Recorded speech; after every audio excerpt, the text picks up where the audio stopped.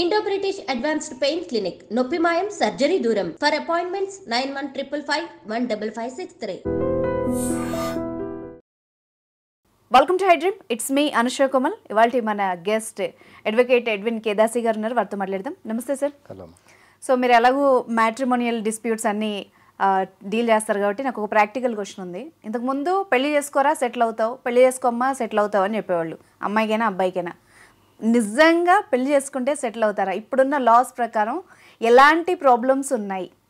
Life time settlement నిజమేనా? Anusha, as on date ఇప్పుడున్న సిచ్యుయేషన్స్లో ఇప్పుడు బాయ్స్ కానీ గర్ల్స్ కానీ ఆలోచించేది ఏంటంటే, లేకపోతే వాళ్ళ మైండ్ సెట్ ఎట్లా నడుస్తుందంటే, పెళ్లి చేసుకోకరా ప్రాబ్లమ్స్ తెచ్చుకోకరా స్టేటస్కి వెళ్ళిపోయినారు. అవును. మోర్ దాన్ ఏంటంటే, అమ్మాయిలు కానీ అబ్బాయిలు కానీ థరోలీ సోషల్ మీడియా ఇన్ఫ్లుయెన్స్లో పడి పెళ్లి చేసుకుంటే ఒకళ్ళతోటే ఉండాలి. అదే నేను పెళ్లి చేసుకోకుంటుంటే I can have a free life, I can live like a free bird. నా ఇష్టం వచ్చిన వాళ్ళతోటి అఫేర్ పెట్టుకోవచ్చు, ఇష్టం వచ్చిన వాళ్ళతో తిరగవచ్చు, ఇష్టం వచ్చినట్టు బ్రతకవచ్చు. ఏంటంటే I want freedom, I need my space. నా బ్రతుకు నేను బ్రతకాలి, నాకు టర్మ్స్ అండ్ కండిషన్స్ వద్దు, నేను ఎవరిని టర్మ్స్ అండ్ కండిషన్స్లో నేను ఉండను. That's what is happening now these days. అంటే పేరెంట్స్ కూడా పిల్లలకి చెప్పడానికి కూడా భయపడుతున్నారు. ఏంటంటే ఒక తల్లి అంటది, అమ్మ ఏంటమ్మా అన్నయ్య పెళ్లి చేయవా అంటే, బిడ్డ నేను ఇన్ని లక్షలు జమ చేస్తేనే నేను అన్నయ్య పెళ్లి చేస్తా అని తల్లి కొడుకుకి చెప్తా ఉంది, తల్లి కూతురుకి చెప్తా ఉంది. అదే అబ్బాయి ఏమంటున్నాడు, ఎందుకమ్మా నేను ఇట్లుండు, నీకు ఇష్టం లేదా, కేసులలో పట్టడానికి రెడీ ఉంటున్నావా, కేసులలో తిరగడానికి నీకు సంతోషంగా ఉందా అని ఇప్పటి ట్రెండ్ నడుస్తుంది అనుష. అమ్మాయిలు అదే ఆలోచిస్తున్నారు, అబ్బాయిలు అదే ఆలోచిస్తున్నారు.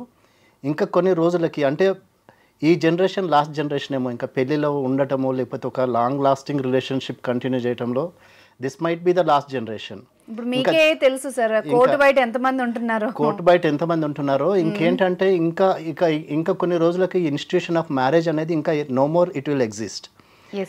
ఆ live in and live out అంతే తప్ప ఇంకా ఇన్స్టిట్యూషన్ ఆఫ్ మ్యారేజ్ అనేది it has lost its charm. ఎందుకంటే because of the false cases by the boys or false cases by the girls and the happening social media influence ఇంకా ఎక్కువ ఉంది. ఏంటంటే పెళ్లి చేసుకోకపోతే రాత్రి 11కి వచ్చిన అడిగే వాళ్ళు ఉండరు. అదే అమ్మాయికైనా అబ్బాయికైనా ఎక్కడైనా తిరగవచ్చు, ఏ పబ్ కన్నా వెళ్ళొచ్చు, వీకెండ్ పార్టీస్ ఉంటాయి, ఆఫీస్ పార్టీస్ ఉంటాయి, ఫ్రీకింగ్ అవుట్, జల్సాగా బ్రతకొచ్చు అనేది ఒక లైఫ్ ట్రెండ్ అయిపోయింది అనుష. ఇప్పుడు ఏంటంటే ఎందుకు ఆ బాండేజ్లు ఎందుకు పడాలి, అవసరమా, ఎందుకు ఆ బాండేజ్, తినొచ్చు తాగొచ్చు ఎంజాయ్ చేయొచ్చు, this is what is life. ఎందుకు చిన్న లైఫ్, ఈ లైఫ్కి ఈ మ్యారేజ్ అనే marriage itself is a big commitment and big understanding and big acceptance. కానీ ఇప్పుడు జనరేషన్ దాన్ని ఇష్యూ లాగా చూస్తున్నారు కదా సార్. అదే ఇష్యూ లాగా చూస్తున్నారు. ఏంటంటే why should I get into all that bondage, నేను ఎందుకు, ఇది ఒక స్లేవరీ లాగా అయిపోయింది, అవసరమా ఇన్స్టిట్యూషన్ ఆఫ్ మ్యారేజ్ ఎందుకు నాకు. లివ్ ఇన్ రిలేషన్షిప్కి దొరుకుతున్నారు, లివ్ ఇన్ రిలేషన్షిప్లో నడుస్తుంది, అన్నీ జరిగిపోతున్నాయి, ఎక్సెప్ట్ పిల్లలు అందరు ఉన్నారు దాంట్లో, లివ్ ఇన్ కలిసి ఉంటున్నారు. సో అక్కడ ఎందుకు మనకి బాండేజ్ అవసరమా, ఈ స్లేవరీ అవసరమా, పొద్దునే లేవాలి ఎందుకు, పొద్దునే ఇవన్నీ చేయాలి ఎందుకు, అమ్మాయిలకి అదే పాయింట్ ఉంది, అబ్బాయిలకి అదే పాయింట్ ఉంది, ఎందుకు ఇదంతా అవసరమా మనకి, ఎందుకు. పెద్దలకు కూడా అదే చెప్తున్నారు, నేను హ్యాపీగా ఉన్నా కదా, నేను హ్యాపీగా ఉండటం కదా మీకు కావాల్సింది. ఇప్పుడు మ్యారేజ్ చేసుకొని ఎవరు సంతోషంగా ఉన్నాడు, లేకపోతే ఎవరు సంతోషంగా ఉన్నారు అనే స్టేటస్కి వచ్చేస్తున్నారు, స్టేట్ ఆఫ్ మైండ్. సో ఎందుకు అనే క్వశ్చన్ స్టార్ట్ అయింది ఇక్కడ. సో ఇక ఇది నెక్స్ట్ జనరేషన్ ఎక్కడికి వెళ్తుందో లేకపోతే ఏమవుతుంది అనేది nobody knows it exactly, and where we're heading also we don't know. So fact అడుగుతాను నేను, అంటే జనరల్ ఆడియన్స్కి ఉండే క్వశ్చన్, పెళ్లి చేసుకోవడం వల్ల ఒక అమ్మాయికైనా అబ్బాయికైనా లీగల్గా ఎలాంటి రైట్స్ ఉంటాయి, పెళ్లి చేసుకోకుండా ఇదే బంధంలో ఉంటే వాళ్ళకి ఎలాంటి రైట్స్ ఉంటాయి, అంటే జస్ట్ వైస్ వర్సెస్ అంటాం కదా, ఆ రెండు రిలేషన్షిప్స్కి ఏముంటాయి చెప్పండి ఒకసారి. అనుష, పెళ్లి చేసుకుంటే ఏంటంటే అమ్మాయి she can have legally children. అదే లివ్ ఇన్ రిలేషన్షిప్లో కానీ లేకపోతే ఎక్స్ట్రా మ్యారిటల్ అఫైర్స్లో you can not have children. ఒకవేళ చిల్డ్రన్ ఉన్నా కూడా ఏంటంటే వాళ్ళకు లీగల్ స్టేటస్ ఇవ్వాలంటే దానికి లీగల్ రైట్స్ వస్తాయి పిల్లలకి ఫాదర్ నుంచి. కానీ ఒక అవుట్ ఆఫ్ మ్యారేజ్లో పుట్టినారు అనేది ఒక స్టిగ్మా అనేది that will remain on the children. Then అమ్మాయిలకి ఏమంటే, నాకు ఒక భర్త ఉన్నాడు, సోషల్ స్టేటస్, నాకు ఒక భార్య ఉంది, it applies to both the people, not only. ఇప్పుడు భార్య భర్తలకు it's a bond between the wife and husband. ఆ బాండ్లో ఉండే ఆ మెచ్యూరిటీ లేకపోతే ఆ సోలెస్నెస్ కానీ లేకపోతే ఆ హ్యాపీనెస్ కానీ లివ్ ఇన్ రిలేషన్షిప్లో రాదు. ఏంటంటే it's a committed relationship. Marriage itself is a committed relationship. ఆ రిలేషన్షిప్లో ఉన్నప్పుడు ఏంటంటే they will understand each other, they live with each other. In a marriage there are 3 things: recreation, cohabitation, recreation and procreation. కలిసి జీవించటము, కలిసి ఆనందించటము, పిల్లలను కనటము, అంటే నీ జనరేషన్ని పెంచటము, లేకపోతే సంతానోత్పత్తి చేయటము. అదే ఇప్పుడు జంతువులు ఏం చేస్తాయి, పిల్లల్ని కానీ విడిచిపెట్టేస్తాయి, అవి వెళ్ళిపోతాయి. కానీ హ్యూమన్ బీయింగ్స్ అట్లా కాదు. We have a thinking capacity, we can think and we can decide and we can do. మనకి ఇంత ఉంది కాబట్టే ఒక social bond, it's a social commitment. Society accept చేస్తుంది. ఏది, when you are in a relationship with in a మ్యారేజ్లో ఒక రిలేషన్షిప్లో ఉన్నప్పుడు సొసైటీ దాన్ని యాక్సెప్ట్ చేస్తుంది, నీ పిల్లల్ని యాక్సెప్ట్ చేస్తుంది, నీకు సోషల్ స్టేటస్, సోషల్ సెక్యూరిటీ అనేది వస్తుంది. కానీ అదే లివ్ ఇన్ రిలేషన్షిప్లో, లివ్ అవుట్ రిలేషన్షిప్లో అట్లేముండదు. దానికి ఏంటంటే సొసైటల్ యాక్సెప్టెన్స్ అనేది లేదు ఇంకా మన దగ్గర. ఇదేంటంటే ఇప్పుడు ఈ ఫాస్ట్ ట్రెండింగ్ కల్చర్లో లేకపోతే ఈ హైటెక్ కల్చర్లో మీరు అన్న పాయింట్స్ అన్నీ ఓకే సార్, బట్ అయినా కూడా మరి డివోర్స్ లైన్ ఎందుకు పెరుగుతోంది కోర్టుల బయట? అంటే అడ్జస్ట్మెంటల్ ప్రాబ్లమ్స్ అనుష. ఇవి ఏంటంటే two much of interference of the parents. Okay. ఏంటంటే ఇంటర్నెట్లో నీకు ప్రతి ఒక్కటి ఫోన్లో నీకు అన్నీ కనపడుతూనే ఉంది. నాకు చాలా మంది అమ్మాయిలు తెలుసు ఎట్లా అంటే, నా దగ్గరికి వచ్చిన పేరెంట్స్ చెప్పింది ఏంటంటే, సార్ మా ఇంట్లో జరిగే ప్రతి ఒక్కటి రికార్డ్ చేసి వాళ్ళ అమ్మకు పంపిస్తుందని అబ్బాయి అంటాడు. మా ఇంట్లో జరిగే ప్రతి ఒక్కటి అమ్మాయి రికార్డ్ చేసేసి వాళ్ళ పేరెంట్స్కి పంపిస్తుంది సార్. 1 fine day వాళ్ళు వచ్చి ఇంటి ముందు నిలబడుతున్నారు. It is happening with both the children, not only with boys are not only with girls. అమ్మాయిలకైనా అబ్బాయిలకైనా ఇది కామన్గా జరుగుతూ ఉంది. ఏంటంటే జరిగే ప్రతి ఒక్కటి too much of interference of the parents, both sides. అటు అమ్మాయి అనే కాదు లేకపోతే అబ్బాయి అనే కాదు, it's happening in both ways. ఒకళ్ళని మనం బ్లేమ్ చేయడం మంచిది కాదు. ఇక్కడ అమ్మాయిలే చేస్తున్నారు, అబ్బాయిలే చేస్తున్నారని. Two much of interference, two much of protection by the parents. నా కూతురు నేను ఇంత మంచిగా చేసుకున్నా. నాకు తెలిసిన ఒక కేసు ఉంది అనుష. ఆ కేసులో ఏంటంటే అమ్మాయి ఎంటెక్ చేసింది, అబ్బాయి కూడా PhD చేసిండు. అమ్మాయి ఒకతే కూతురు, ఎంతో కట్నం ఇచ్చి పెళ్లి చేసినారు. అమ్మాయి 1 fine day వెళ్ళిపోయిందా వాళ్ళ అమ్మ వాళ్ళ ఇంటికి, వెళ్ళిపోయి 498 వేసింది. ఏంటి అక్యుజేషన్స్ ఏంటంటే, ఒక రోజేమో అమ్మాయితోటి టీపాయ్ దూడిపించినారట, ఒక రోజేమో పాలకూర గోయించినారట. That is harassment.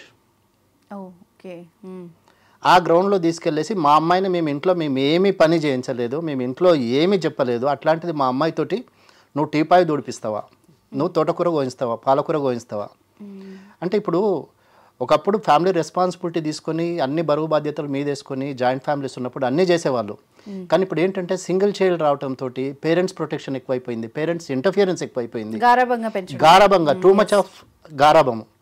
ఏంటంటే నా బిడ్డని నేనేం కాకుండా చూసుకున్నా, నేను సఫర్ అయినట్టు నా బిడ్డ సఫర్ కావద్దు, నేను సఫర్ అయినట్టు నా కొడుకు సఫర్ కావద్దు. అది పేరెంట్స్ యాటిట్యూడ్లో వచ్చిన మార్పు. సో పేరెంట్స్ ఏంటంటే నా కూతురికి ఏమీ జరగొద్దు, బిడ్డ నువ్వేం చేయొద్దు, కావాలంటే నువ్వు మేడ్ని పెట్టుకో, ఫుల్ టైం సర్వెంట్ని పెట్టుకో. పిల్లోడికి కూడా అంతే, నువ్వేం చేయకపోయినా మంచిది, నువ్వు మంచిగా చదువుకో, నీకు మంచిగా డబ్బులు తీసుకొని కట్నం తీసుకొని పెళ్లి చేస్తాము, మంచి అమ్మాయి వస్తుంది. కానీ ఆ మంచి అనేది ఏంటి, what is the parameter for మంచి? అదే కదా పెద్ద బిగ్గెస్ట్ క్వశ్చన్ అదే, మంచి అనే దానికి పారామీటర్. అయితే నేను ఇక్కడ ఒక ఎగ్జాంపుల్ చెప్పనా? చెప్పండి. అబ్బాయి ఉంటాడు, వాళ్ళకి ఎలాంటి వైఫ్ కావాలంటే అతని స్టేటస్కి తగ్గ చదువుకున్న అమ్మాయి కావాలి, అతని ప్యాకేజీకి తగ్గ సంపాదించే అమ్మాయి కావాలి, మళ్ళీ పొద్దున బెడ్ దగ్గర కాఫీ దగ్గర నుంచి మళ్ళీ పడుకునే డిన్నర్ వరకు మళ్ళీ ఆమె రెడీ చేసి పెట్టాలి. ఇది ఎట్లా క్యాల్కులేషన్? ఇప్పుడు అబ్బాయిలు నిజంగా ఏం కోరుకుంటున్నారు? ఇప్పుడు ఆ ట్రెండ్ అనేది చేంజ్ అవుతుంది అనుష. ఇప్పుడు అబ్బాయిలలో కానీ అమ్మాయిలలో కానీ ఏంటంటే, ఇప్పుడు అమ్మాయిలు కూడా they are earning well, right? 1.5 lakh to 2 lakhs, it's not a big amount now these days. ఇప్పుడు కార్పొరేట్ సెక్టర్ లో కానీ లేకపోతే ఈ సాఫ్ట్వేర్ అమ్మాయిలకు ఇప్పుడు ఇలాంటి సందర్భంలోనే కదా వాళ్ళ క్లాష్ అయితే అక్కడనే క్లాష్ అవుతుంది. ఏంటంటే మిస్ మ్యాచ్ ఆఫ్ ఇంట్రెస్ట్. ఇప్పుడు ఇద్దరు కూడా ఎందుకు మిస్ మ్యాచ్ అవుతుంది? రాత్రి ఇద్దరు క్లబ్లకు వెళ్తున్నారు, పబ్లకు వెళ్తున్నారు, డాన్స్ పార్టీలకు వెళ్తున్నారు, వీకెండ్ అయిందంటే వీకెండ్ పార్టీస్కి వెళ్తున్నారు, అన్ని చేస్తున్నారు. మళ్ళీ తెల్లారి how he can expect a girl to do all that? First of all girls are not trained in such a way. ఈ జనరేషన్లో ఏంటంటే పిల్లలకు అవన్నీ లేవు. నిజంగా ఏ తల్లైనా కిచెన్లోకి పంపిస్తుందా? ఎవరు పంపట్లేదు. ఎందుకు అంటే నేను పడ్డ కష్టం నా బిడ్డ పడొద్దు, లేకపోతే బిడ్డ నా కూతురు వీక్లీ మొత్తం ఒక వీక్ మొత్తం పనిచేసి వస్తుంది, ఆమెకి ఈ రోజు ఒక్క రోజే కదా రెస్ట్ దొరికేది, ఇంత లోపల కూతురు ఇప్పుడు 11కో 12కో లేస్తుంది, అమ్మ నేను ఫ్రెండ్ దగ్గరికి వెళ్తున్నా అంటే, లేకపోతే బయట మా ఆఫీస్ పార్టీ ఉందంటది, అక్కడికి వెళ్ళిపోతుంది. ఫస్ట్ ఆఫ్ ఆల్ ఏంటంటే టూ మచ్ ఆఫ్ పేరెంట్స్ ఏంటంటే నేను పడ్డ కష్టం నా కూతురు పడద్దు, లేకపోతే నా కొడుకు పడొద్దు అని చెప్పేసి టూ మచ్ ఆఫ్ గారాభం చేసేసి పిల్లలకి ఏమీ నేర్పించట్లేదు. It's of course the parents fault, it's not the children's fault. నేను డెఫినెట్గా చెప్తాను, నేను parents are at fault definitely. ఏంటంటే నువ్వు అత్తగారింటికి పోతే ఇట్లా ఉంటుంది బిడ్డ, లేకపోతే ఇది జరుగుతుంది అని చెప్పేసి ఎవరూ చెప్పట్లేదు. నేను ఎందుకు కాంప్రమైజ్ కావాలా, నేను ఇన్ని లక్షలు కట్నం తెచ్చినా నేను ఎందుకు కాంప్రమైజ్ కావాలి, నేను ఇంత సంపాదిస్తున్నా నేను ఎందుకు కాంప్రమైజ్ కావాలి. అది ఇద్దరి ఈగోస్ అనుష. ఎప్పుడు డిఫరెన్సెస్ అనేవి లేకపోతే క్లాషెస్ అనేవి ఎప్పుడు వస్తున్నాయంటే ఈగో క్లాష్ అయినప్పుడు. నేను నీ మాట ఎందుకు వినాలి, నువ్వెవరు నాకు చెప్పడానికి, నేను నీ అంతా సంపాదిస్తున్నా కదా, లేకపోతే అబ్బాయిది నేను చెప్పిన మాట నువ్వు వినవా. From there the problem is getting into, we're getting into problems from there itself. ఎందుకు నువ్వు చెప్పిన మాట నేను ఎందుకు వినాలి, నా మాట నువ్వెందుకు వినాలి, లేకపోతే నేను చెప్తే నువ్వు వినవా, లేకపోతే నీ మాట నేను ఎందుకు కేర్ చేయాలి. ఈగో క్లాష్ అయిపోయి స్పార్క్ అవుతుంది అది.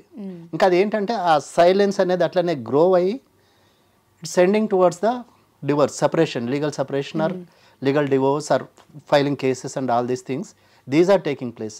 బట్ అబ్సల్యూట్లీ ఇది ఏంటంటే అనుష, నేను at the end of the day నేను చెప్పేది ఏంటంటే it is to be blamed only the parents. వాళ్ళ థింకింగ్ మార్చుకోవాలి, అట్లీస్ట్ పేరెంట్స్ థింకింగ్ మార్చుకొని. ఇప్పుడు ఒకటి చిన్నప్పుడు ఒకప్పుడు ఒక జనరేషన్లో ఏం చెప్పేది, బిడ్డ మంచిగా అడ్జస్ట్ అయ్యి ఉండు, లేకపోతే బాబు అమ్మాయిని మంచిగా చూసుకో. అడ్జస్ట్మెంటల్ ప్రాబ్లమ్ అనేవి ఎనీ రిలేషన్షిప్లో ఉంటాయి అనుష. అడ్జస్ట్మెంటల్ ప్రాబ్లమ్స్ అనేవి ఎనీ రిలేషన్షిప్లో ఉంటాయి. Educated, uneducated, literate, illiterate, rich or poor, in any family there'll be right. కానీ ఏంటంటే how we see things or how we take things to the next level, వాటికి మనం ఎట్లా రియాక్ట్ అవుతున్నాం అనేది that is making a huge difference. So అక్కడ నుంచి వీళ్ళు క్లాష్ అయిపోయి, ఆ క్లాషెస్ ఏంటంటే దాన్ని వీళ్ళు అడ్జస్ట్ అయ్యి, లేకపోతే దాన్ని మేము సెట్ చేసుకుంటాము, లేకపోతే లెట్స్ కంటిన్యూ దిస్ రిలేషన్షిప్ అనేది ఎక్కడ కనపట్టలేదు.